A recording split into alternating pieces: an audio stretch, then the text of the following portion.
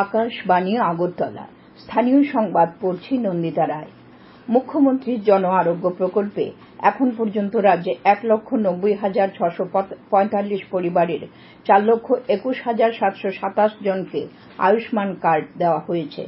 গতকাল state health agency THPS জানিয়েছে, এই প্রকল্পে সমস্ত তালিকাভুক্ত হাসপাতালে বছরে ৫ লক্ষ টাকার বিনামূল্যে চিকিৎসা পরিষেবার সুযোগ পাওয়া যাবে। এই প্রকল্পে এখন পর্যন্ত ৬,৮৭৩ জন রোগী বিভিন্ন হাসপাতাল থেকে বিনামূল্যে চিকিৎসা গ্রহণ করেছেন। এজন্য ৭,৯৯,৫৩,৭১৫ টাকা খরচ হয়েছে।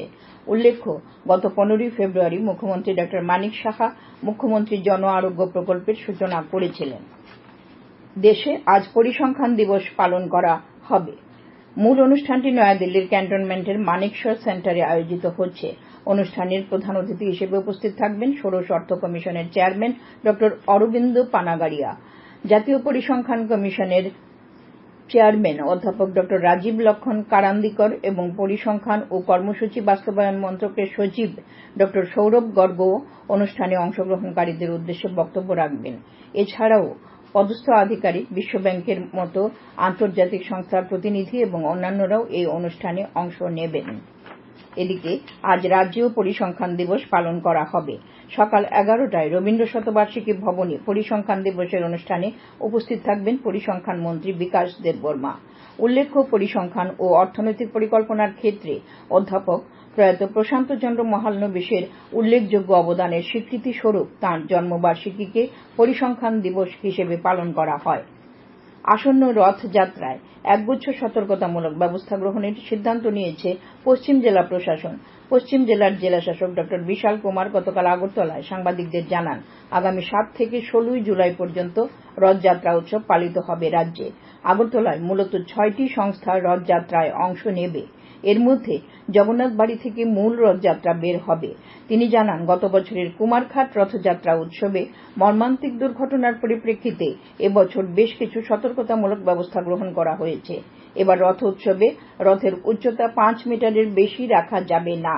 রথ বের হওয়ার আগে বিদ্যুৎ নিগম বিদ্যুতের তার সঠিক উচ্চতায় আছে কিনা তা দেখবে। তৃতীয়বারের মতো প্রধানমন্ত্রীর পদে দায়িত্বভার গ্রহণের পর প্রধানমন্ত্রী নরেন্দ্র মোদী আগামীকাল আকাশবাণীর মন কি বাত অনুষ্ঠানে দেশ বিদেশের জনগণের সাথে মত বিনিময় করবেন। এটি হল মন কি বাত অনুষ্ঠানের ১১১তম পর্ব।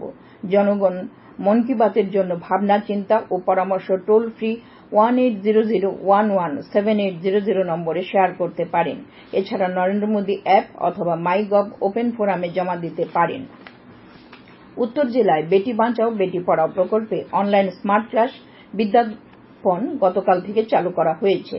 উত্তর ত্রিপুরা জেলা প্রশাসন ও শিক্ষা দপ্তরের যৌথ উদ্যোগে নবম থেকে দ্বাদশ শ্রেণীর ছাত্রীদের জন্য এই অনলাইন ক্লাস চালু করা হয়। জেলাশাসক দেবপ্রিয় বর্ধন এই স্মার্ট ক্লাসের উদ্বোধন করেন। আগরতলা পুর নিগমের মেয়র তথা বিধায়ক দীপক মজুমদার গতকাল এমবি টিলা বাজারের সৌন্দর্যায়ন কাজকর্ম পরিদর্শন করেন। মেয়র বলেন, চলতি অর্থবছরই সৌন্দর্যায়নের কাজ শেষ হবে। মেয়রের সঙ্গে উপস্থিত ছিলেন পুর নিগমের কমিশনার শৈলেশ কুমার যাদব সহ অন্যান্য আধিকারিকরা। উত্তর জেলা পুলিশ সুপারের নেতৃত্বে গতকাল সন্ধ্যায় পুলিশ ধর্মনগর বাগবাসা সড়কের রেলগেট এলাকা থেকে 18,000 ইয়াবা ট্যাবলেট সহ 2 পাচারকারীকে আটক করেছে। জেলা পুলিশ সুপার ভানুপদ চক্রবর্তী জানান, উদ্ধারকৃত ইয়াবা ট্যাবলেটগুলোর কালোবাজারি মূল্য আনুমানিক 90 লক্ষ টাকা। গতকাল ধৃতদের ধর্মনগর জেলা ও দায়রা আদালতে পেশ করা। আগরতলা রেল স্টেশনে গাঁজা সহ ধরা পড়েছে বিহারের এক ব্যক্তি। আগরতলা জিআরপি ও আরপিএফ থানার যৌথ অভিযানে গতকাল সন্ধ্যায় ধৃত ব্যক্তির কাছে 22 কিলো গাঁজা উদ্ধার করা হয়। আগরতলা জিআরপি থানার ওসি তাপস দাস আজ জানিয়েছেন, অভিযুক্ত ব্যক্তির বিরুদ্ধে এনডিপিএস আইনে মামলা নেওয়া হয়েছে।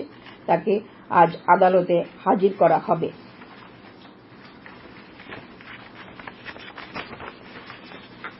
রাজ্যভিত্তিক সিনিয়র ক্রিকেটের এলিট গ্রুপ থেকে সোনামুড়ার অবনমন হয়েছে। গতকাল ধর্মনগরে অবনমনের গুরুত্বপূর্ণ ম্যাচে কৈলাসহর 10 রানে সোনামুড়াকে পরাজিত করে। এদিকে সিনিয়র প্লেট গ্রুপের ফাইনাল ম্যাচটি আজ পরিত্যক্ত হয়। তেলিয়ামুড়া ও আমবাসার মধ্যে মেলাঘরে এই ম্যাচটি আগামীকাল হবে। আবহাওয়ার খবর। আবহাওয়ার পূর্বাভাসে জানানো হয়েছে, রাজ্যে আকাশ প্রধানত মেঘলা থাকবে। বিভিন্ন এলাকায় বজ্রসহ বৃষ্টিপাতের সম্ভাবনা রয়েছে। আজ ভোরের সর্বনিম্ন তাপমাত্রা ছিল 26.4 ডিগ্রি সেলসিয়াস। সকাল 5:30 পর্যন্ত বৃষ্টিপাতের পরিমাণ ছিল 12 মিলিমিটার। স্থানীয় সংবাদ এখনকার মতো শেষ হলো।